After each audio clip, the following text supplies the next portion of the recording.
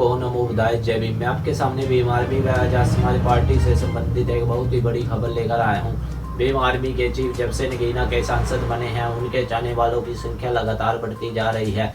इसके पीछे के कई कारण हैं। एक तो कारण ये है कि चंद्रशेखर आजाद ने पहले ही बार में हर वो मुद्दे सदन में उठा डाले जो जनता से संबंधित है। इसके साथ साथ पूरे देश में कहीं भी दलित, शोषित, पीड़ित, जैन, सिख, बौद्ध, ईसाई किसी भी धर्म जाति व्यक्ति के साथ अत्याचार होता है, चंद्रशेखर आजाद उनके पास पहुंच जाते हैं और उन्हें न्याय दिलाते हैं। जबकि दूसरे नेता या तो ट्विटर यानी कि ट्विटर पर सोचते हैं कि न्याय मिल जाएगा। अगला कारण उनको देखने का ये भी है कि चंद्रशेखर आजाद पूरे देश में ऐसे व्यक्ति है जो सच को सच और झूठ को झूठ बोलने का दम रखते हैं और इसी कारण भी लोग उन्हें देखते हैं। चंद्रशेखर आजाद ने बोला था कि कुंभ में वो जाएगा जिसने पाप किया है। कोई पाप करता है बोलता है क्या? और चंद्रशेखर आजाद का समर्थन भी किया था अयोध्या के शंकराचार्य ने। लेकिन मनुवादी सामंतवादियों को ये बात हजम नहीं हो रही। कैसे चंद्रशेखर आजाद एक गरीब परिवार के लड़का इतनी ऊंचाइयों तक पहुंच चुका है, लेकिन इसके साथ साथ मनुवादियों के साथ साथ बहुजन समाज के कुछ लोग भी हैं जो चंद्रशेखर आजाद को गिरता हुआ देखना चाहते हैं। लेकिन अब वो दौर जा चुका है जब आप सोचते होंगे कि दलित, शोषित और पीड़ित नीचे ही बैठेंगे, वो भी आपसे कंधे से कंधा मिलाकर हर क्षेत्र में आगे होंगे।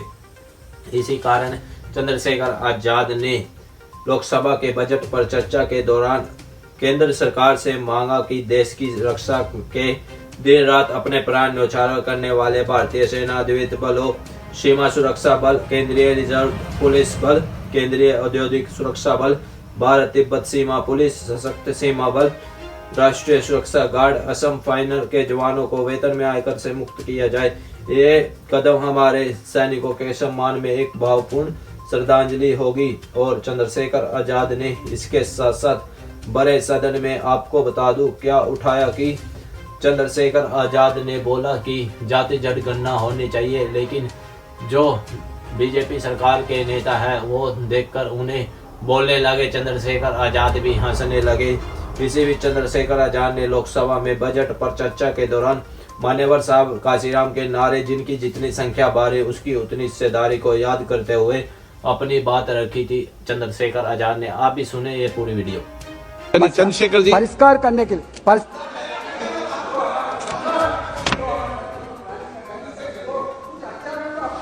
माननीय अध्यक्ष जी, धन्यवाद बहुत बहुत।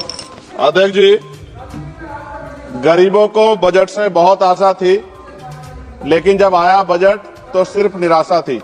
मैं अध्यक्ष जी शुरुआत करूंगा मान्यवर काशीराम साहब के उस नारे से, जिसकी जितनी संख्या भारी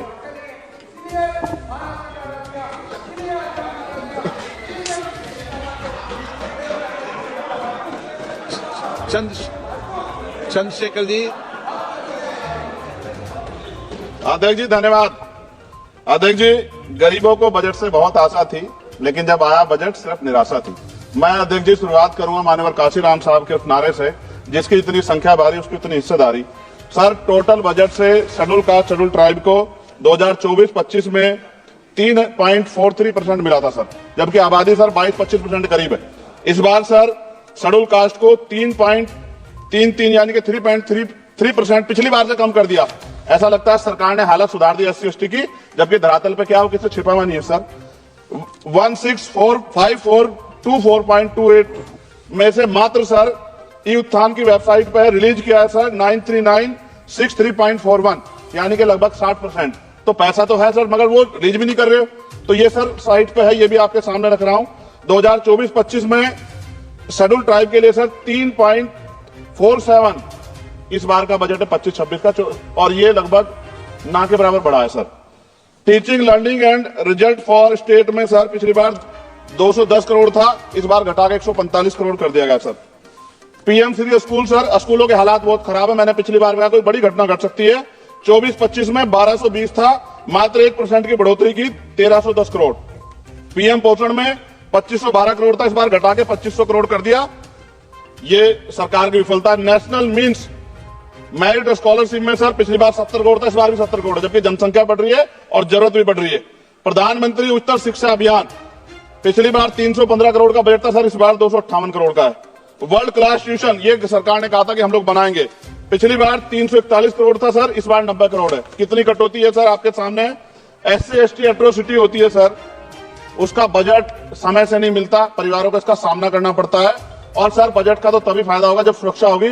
NCRB का डाटा कहता है कि इतने एट्रोसिटी हो रही है। आप राजस्थान से सर, राजस्थान में बहुत हो रही है, लेकिन देश भर में हो रही है। इस पे सरकार को ध्यान देना चाहिए कि इनकी सुरक्षा हो। मेडिकल की पढ़ाई बहुत महंगी है सर, इस पे कोई विशेष काम नहीं हुआ है, क्योंकि गरीब बच्चे भी डॉक्टर बनना चाहते हैं, लेकिन महंगी शिक्षा के कारण उनके सपने चकनाचूर हो रहे हैं। एडवोकेट प्रोटेक्शन लॉयर्स के लिए कुछ नहीं है सर बजट में। सर मेरे लोकसभा क्षेत्र में एम्स की मैंने मांग की थी, क्योंकि सर कुंभ की घटना हुई, हायर सेंटर ना होता बहुत नुकसान हो जाता। बड़ौद की घटना हुई, हायर सेंटर नहीं था सर, नुकसान हुआ। और हमारे क्षेत्रों में भी, सब जिलों में जहां हायर सेंटर नहीं होंगे, बहुत बड़ा नुकसान हो सकता है। वहां की जनता को भी जीने का अधिकार है। तो एम्स की मांग नहीं पूरी हुई, इंडस्ट्रियल एरिया नहीं लगा। लकड़ी का शानदार काम है सर वहां, उस काम पे कोई बेहतरीन काम नहीं हुआ सर। आगे रोजगार नहीं, रोजगार की वजह से सर ये अमेरिका ने जो अन्याय किया हमारे साथ, ये रोजगार कमी कारण नौजवान वहां जाता है सर। सर यूनिवर्सिटी नहीं मिली हमें कोई। सर मुसलमानों को क्या दिया बजट में, पिछड़ों को क्या दिया, अल्पसंख्यकों को क्या दिया। सर मेरी एक विशेष मांग है आपके माध्यम से सर, हमारे बहुत सारे मिनिस्टर यहाँ बैठे हैं। हम देश में सुरक्षित इसलिए हैं कि बॉर्डर पे हमारी सेना खड़ी है। एयरपोर्ट से लेके पार्लियामेंट में भी सर हमारे सैनिक बल सर, उनकी वजह से हम लोग सुरक्षित महसूस करते हैं। मेरी ये मांग है सरकार से सर, हमारी फौज, हमारे अर्धसैनिक बल के वेतन से कम सर उनको टैक्स फ्री किया जाए। अगर उनके वेतन पे भी टैक्स लगेगा सर, तो उनकी पीड़ा को आप समझ सकते हो। वो कहते नहीं सर किससे, ना उनकी कोई यूनियन है, लेकिन मुझे ऐसा महसूस होता है कि सेना और अर्धसैनिक बल के जवानों से उनके इनकम से टैक्स सर वो मुफ्त हो, उनका फ्री होना चाहिए, जिससे वो भी अपने बच्चों की अच्छी तरह देखभाल कर सके और देश की तरक्की में जो है अपना योगदान दे सके। पुरानी पेंशन पे कोई सरकार ने कुछ नहीं कहा, बहुत सारे बुजुर्ग लोग परेशान है इसको लेके। नौजवानों के लिए क्या है सर, पढ़े लिखे नौजवान बेरोजगार घूम रहे हैं सर। स्किल के बाद क्या है, माँ बाप पेट काट काट के बच्चों को पढ़ा देते हैं, लेकिन उसके बाद क्या, रोजगार नहीं मिलेगा तो कहां जाएगा, खत्म होने वाला है सर। अच्छा सर आप बैठे हैं तो समय बढ़ जाएगा, मैं जानता हूं सर। किसानों के लिए बहुत कुछ नहीं है, और किसानों में इतने किसानों की जान गई थी सर, उसमें भी सरकार ने कुछ नहीं सोचा। मजदूर सर, न्यूनतम वेतन के लिए पिछली बार सरकार ने कहा था, लेकिन वो धरातल पे उसका लाभ नहीं मिल रहा। मनरेगा में सर जॉब नहीं मिल रही है। जॉब, मैं गया था गांव में, जॉब कार्ड है सर, जॉब कार्ड बने हुए हैं, लेकिन काम नहीं मिल रहा है। 100 दिनों काम गारंटी दी सर। सफाई कर्मचारियों के लिए कुछ नहीं है। और सर अंत में मुझे आपसे कहना पड़ेगा, मैंने पिछली बार भी कहा, सफाई कर्मचारियों के लिए अलग से बजट बना दो, सीवर में मरते हैं सर। ये पूरे देश के लिए अपमान का विषय है, ये सम्मान का विषय नहीं, पूरे देश का अपमान होता है जब देश का सफाई कर्मचारी, कुंभ में देखिए सर सफाई व्यवस्था क्या है, किसकी देन है, नेता मंत्रियों के, सफाई कर्मचारियों की। वो सफाई कर्मचारी जो आज सीवर में उतरता है और गांव देहात में मैला सर पे उठाता है सर, ये बहुत तकलीफ का विषय है। और मैं अपनी पीड़ा को व्यक्त करते आपसे कहूंगा सर, महिलाएं सुरक्षित नहीं है। सरकार कोई भी होकर स्टेट से बात करे, बजट बढ़ाए सर। बेटियों की रक्षा इस देश में होनी चाहिए।